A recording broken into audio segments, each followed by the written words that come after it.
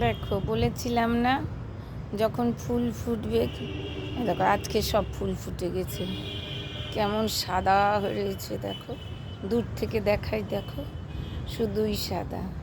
অসম্ভব ভালো লাগে এই গাছটা আমার। আর সঙ্গে তো অন্য ফুল আছে, সেটা অন্য প্রশ্ন। এই গাছটার মতো দেখো, শুধু আমি তোমাদের গাছটা দেখাচ্ছি। সবাই দেখো,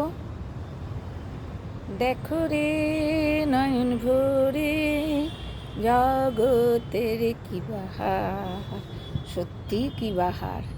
এই বাহার কাউকে মানে বলে বোঝানো যাবে না।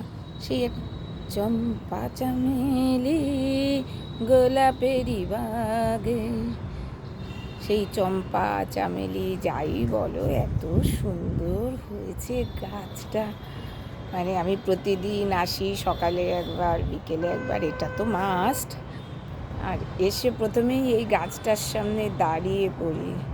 আমার তো কিছুতেই চোখ সরে না, তবুও জানি না তোমাদের কেমন লাগছে। মানে একদম প্রাণ ভরে যায়। নিজের গাছের নিজেই, নিজের জিনিসের নিজেই আর কি বলছি যে সুনাম করছি, তবু আর কি আমার ভালো লাগে। সেই ভালো লাগা থেকেই বলা। হ্যাঁ, আর সারা বছর তো এসব ফুল ফোটে না।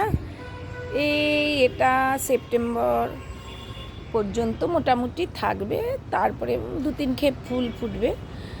আবার এই ফুলগুলো সব যখন ঝরে যাবে কেটে দেবো, প্রুনিং করে দেবো, আবার নতুন শাখা বেরোবে, সেই শাখাতে আবার ফুল হবে। এইভাবেই ফুল হয়। তা আমার তো ভীষণ ভালো লাগে, সেই জন্য আর কি আসলেই কত যে ছবি তুলেছি এই গাছটায়। তোমাদের কেমন লাগলো তোমরা একটু জানিও। আর যারা জানো তারা তো জানোই, যারা জানো না তাদের একটা টাস্ক দিচ্ছি। বলো তো এটা কি গাছ? অনেকেই, বেশিরভাগ মানুষই জানে, আমি নাম বলেছি এর আগের ভিডিওতে, তবুও আরেকবার জিজ্ঞেস করলাম, বলো তো এটা কি ফুল গাছ? ভীষণ সুন্দর একটা মিষ্টি গন্ধ থাকে, খুব হালকা গন্ধটা, খুব সুন্দর গল্প। এবার এটার থেকে 2টো চারা আবার করব। এবার কি করব বলো তো? এবার এরকম করব না, ওই ফ্ল্যাটের গাছে এই কার্নিশের দিয়ে ঝুলিয়ে দেব, তাহলে ওই দূর থেকে দেখতে পারবে লোকে, খুব ভালো লাগে। অনেক শুভেচ্ছা সকলকে, শুভকামনা রইল। ভালো থেকো, সুস্থ থেকো, আনন্দে থেকো।